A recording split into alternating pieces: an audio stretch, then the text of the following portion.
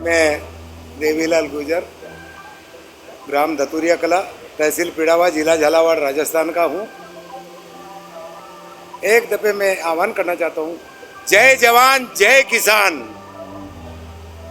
और जय विज्ञान। सत्य बात है, विज्ञान भी एक, पर प्राकृतिक धरोहर के ऊपर जो माननीय प्रधानमंत्री मोदी जी ने आह्वान किया प्राकृतिक के ऊपर, तो प्राकृतिक के ऊपर मैं एक छोटा सा आप किसान भाइयों से आह्वान करना चाहता हूं कि जो सर ने बताया था कि किसान का मित्र कौन है, पहला जो मृदा को ऑक्सीजन देने वाला, मृदा को संचार करने वाला, मृदा के अंदर से हाइड्रोजन निकल रही है, मृदा को ऑक्सीजन देगा, हाइड्रोजन नहीं निकलेगी, मृदा का पीएच मान भी घटेगा।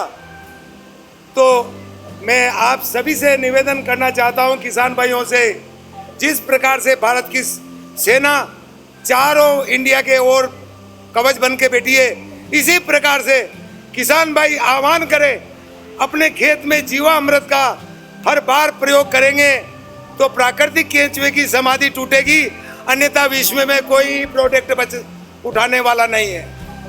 ये विशेष करके ध्यान रख लेना। जो मृदा के अंदर परत है रासायनिक की, वही परत अपने अंदर है, और युवा पीढ़ी को बचाना है तो मृदा की परत रासायनिक की तोड़ना पड़ेगा, अन्यथा असंभव है कोई भी प्रोडक्ट। क्योंकि मैं सन 2013 से प्राकृतिक खेती करता हूं और प्राकृतिक केंचुए मेरे पास में अवेलेबल है। गाय के गोबर, अवशेष, सारे जानवरों का गोबर हो, मैं कंपोस्ट, वर्मी कंपोस्ट तैयार करता हूं। एक तरफ जानवरों के नीचे का अवशेष है, उसका प्राकृतिक केंचुए से वर्मी कंपोस्ट तैयार करता हूं। खट्टी चाल से फंगीसाइड बनाया कापर डाल करके, गोमूत्र में 10 परणी हर प्रकार के पत्ते डाल करके कीट नियंत्रण बनाया, उससे नील गाय और सुअर भी अपनी फसल को नुकसान नहीं करते हैं। पर मेरा एक वैज्ञानिकों से निवेदन है, नीम का और धतूरे का जरा विश्लेषण कर लेवे, प्रयोग कर लेवे, कहीं मानव के क्षति नहीं हो जाए। क्योंकि मेरे गुरु का आह्वान था, वो मेरे को याद है, इसलिए आप सबको निवेदन कर रहा हूँ। तुलसी का करिए, हर प्रकार का ज़्यादा करिए, पर नीम का और धतूरे का प्रयोग थोड़ा कम करिए, क्योंकि ये मानव को क्षति पहुंचा सकता है। इसलिए और टॉनिक बनाया मैंने, जीवामृत बनाया। एक ड्रम के अंदर 20 किलो गाय का गोबर ले, उसमें गाय का गोबर चलेगा। गाय के गोबर में, ताजे में अनेक सूक्ष्म जीवाणु रहते हैं। 2 किलो गुड़, 200 लीटर, 10 लीटर गोमूत्र, 5 लीटर खट्टी छाछ। अगर पोटाश की मात्रा बढ़ाना है तो बिलपत्र के फल का चूर्ण बना करके पाउडर डाल दो, आपका पोटाश भी अवेलेबल हो जाएगा।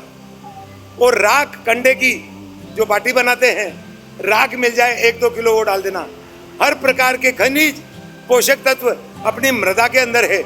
पत्थरों के अंदर जो खनिज पाए जाते हैं, 1 किलो समथिंग हर प्रकार का पत्थर या रेती डाल दो।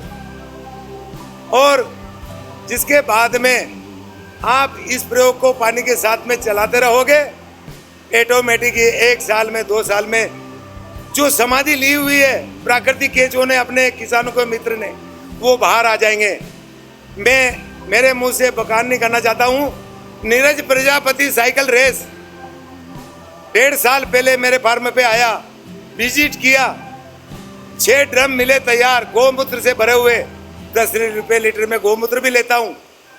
3 गायें मेरे पास में वर्तमान में भी है, 3 भैंसें हैं, बकरियाँ हैं। शुरू में मैंने प्राकृतिक खेती की तो 6 दिन तक भेड़ बिठाई मैंने, ऊँट बिठाए, क्योंकि ऊँट और भेड़ की जो गोबर करते हैं मिंगनी, वो ठोस रहती है, वो उसका यूरियन मिट्टी में मिलता है। वहाँ पहले हम बिठाते थे तो फसल स्वस्थ रहती थी, कोई रोग नहीं होता था। तो इस प्रकार से फिर वर्मी कंपोस्ट के लिए मैंने कृषि विज्ञान केंद्र झालावाड़ से 1 किलो केंचुआ लाया, वो डाला, उसको मिट्टी में परीक्षण किया, वो मिट्टी में नहीं नजर आए। जिसके बाद में प्राकृतिक केंचुए 17 से मैंने एक वर्मी कंपोस्ट की इकाई जमीन पे बिछाई, अवशेष फसलों का गोबर सब डाल करके, गुड़, गोमूत्र, छाछ, ये सब डाल करके और पानी का स्प्रे करता गया। अक्टूबर महीने में सारे को वर्मी कंपोस्ट में बदल दिया और 6-6, 8-8 इंच के केंचुए अवेलेबल उपलब्ध हो गए। आज मैं 100 रुपए किलो में उन केंचुए को दे रहा हूं किसानों को। और जब केवीके से लाया था मैं, और एक आह्वान और करना चाहता हूं, चाहे एग्रीकल्चर विश्वविद्यालय हो, कृषि विज्ञान केंद्र हो, ये प्रैक्टिकल अगर वहां पर होगा तो किसान जागरूक अति होंगे। आज मैं किसान हूं, मेरे फार्म पे कोई नहीं आ सकता है। कृषि विज्ञान केंद्रों में हर कोई किसान आएगा, वहां पर जागरूक होगा। तो ये किताबी ज्ञान नहीं है, ये किताबी ज्ञान है। होता तो आज मैं आपको प्रत्यक्ष प्रमाणित बताता।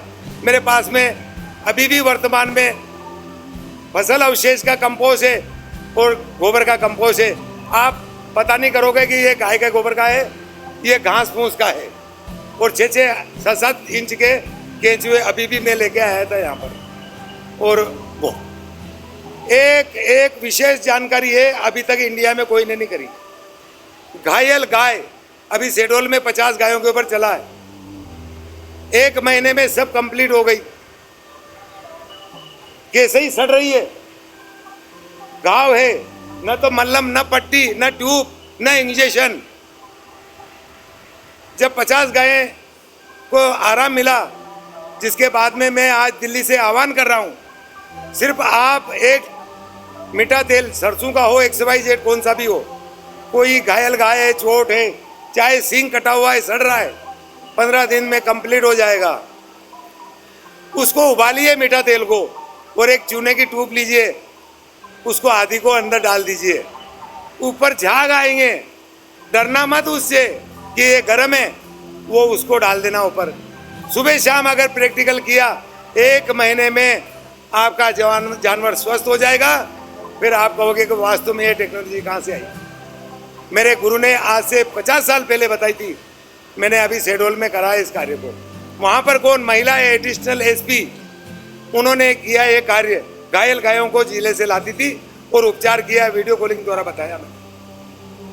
अगर कोई त्रुटि हो तो मैं माफी चाहता हूँ। कोई सवाल पूछना चाहता है, मैं जवाब देने के लिए तैयार हूँ। पर माननीय प्रधानमंत्री मोदी जी ने ये प्राकृतिक खेती का किया है, क्योंकि पूर्वज करते थे खेती, वो प्राकृतिक थी, जैविक नहीं करते थे। नेचुरल क्या है? प्राकृतिक खेती, परंपरागत पूर्वज करते थे, वही खेती है। तो अपने मृदा को स्वस्थ रखना है। वर्तमान में pH मान कितना बढ़ रहा है?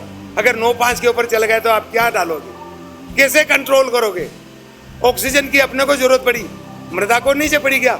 उसकी ऊपर रासायनिक की परत लगा दी, उसको भी तो ऑक्सीजन की जरूरत है। जब केंचुए अपना मिट्टी खाते हैं, सुरंग बनाते हैं, वाटर लेवल की भी आवश्यकता पड़ती है, वाटर लेवल भी बढ़ाता है। 24 घंटा काम करता है वो केंचुआ।